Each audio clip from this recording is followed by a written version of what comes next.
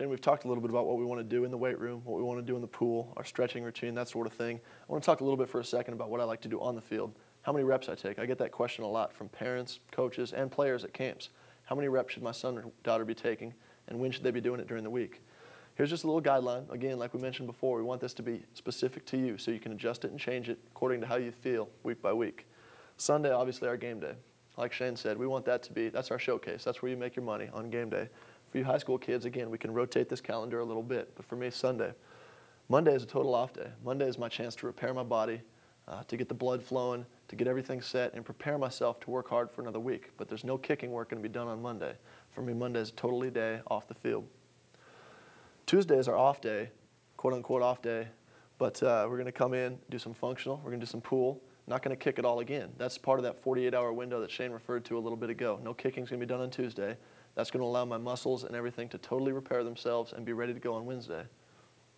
As I mentioned earlier, Wednesday and Thursday are 2 heavy days. This is kind of like a Monday and a Tuesday in the life of a high school kid. Wednesday and Thursday for me are heavy. I would say I go out and probably kick 30 to 40 balls, punting. And if you're doing dual purpose, I would say maybe taper that down in 20 each.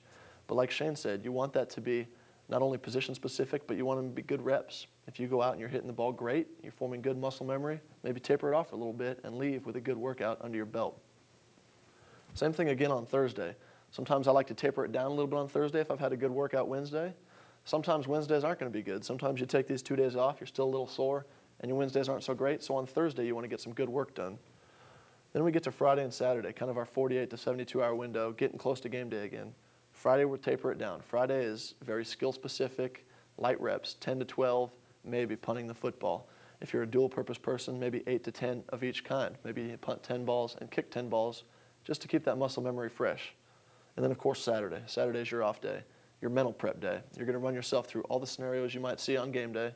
You're going to prepare yourself mentally and, of course, stay off your feet and relax. Like I said, hopefully that can take you through a little bit of a game week. The reps and the numbers and the types of reps may change for you. But for me, that's what's worked so far. That's what's got me here. And I tweak it each and every day, each and every week, each and every year. But if you can run that as a guideline for yourself, you'll be better off. Now, Shane, we've talked a little bit about our basic routine here for the week. We talked about Wednesday and Thursday being our heavy days on the field. And, of course, common sense would tell us that we want to get our work done on the field before we get in the weight room and lift those muscles. Shane, why is that? Well, when you want to work on the kicking, you want your optimal performance, so you want to be rested up. And if you lift your weights and you do training, that tends to tighten the muscle up. And then you're going to go out and try to kick. So it could possibly injure you, for one, you don't want to do.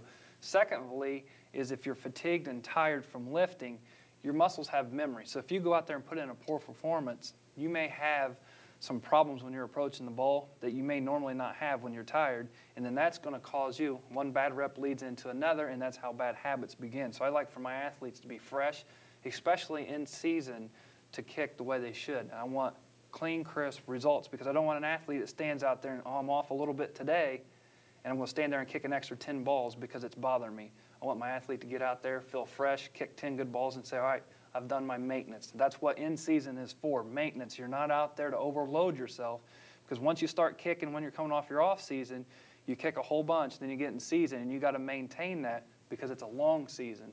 And every ball that you kick, that's going to end up at the end of the season, and that's going to add fatigue and stress to your body that you don't need. So you got to really be crisp and clean with your kicks and hit your numbers. So if you're out there to hit 10 and you hit 9 out of 10 is good, it's done for the day. The next time you come back to do that position work, you make a mental note, I'm going to do 10 for 10 today and walk away.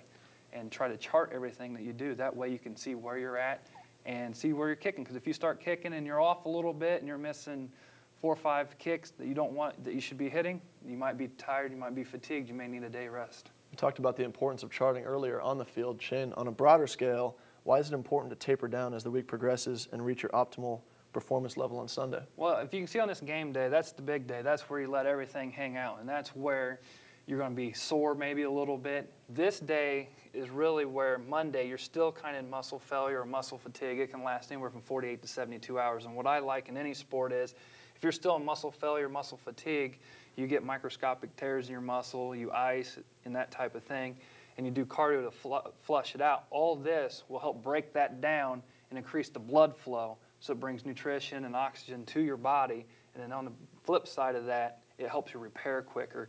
And then your next day, you just kind of taper off. And that way, you know your body's getting prepared. And like I said, everyone's different. They may not, some people might be able to do this workload. Some people may need more. It just depends on who you are and what your game plan is. Shane, you mentioned a big word, maintenance. Talk to us a little bit about maintenance during the season versus trying to gain strength in the off season. I know you had a graphic you showed us earlier. If we have an athlete that starts at this point, say this is their off season, so we're here, and we start here, and they come in, they start lift, and eventually their muscles are going to hit alarm stage, and it's going to break down a little bit, and then they're going to start to peak, and this graph's going to go up like this. And this means they're getting strength up in here. And then they're going to plateau out a little bit, all right?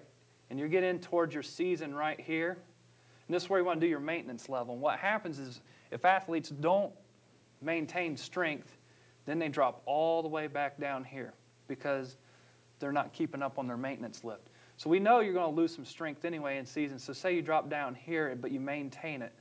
So when you come back for this next off season, instead of starting out where you were, we start out here, and then what happens is that little chart happens again, and then you build up, and then between year 1 and 2, you're a lot stronger because you got to look in the long run of what you're trying to do.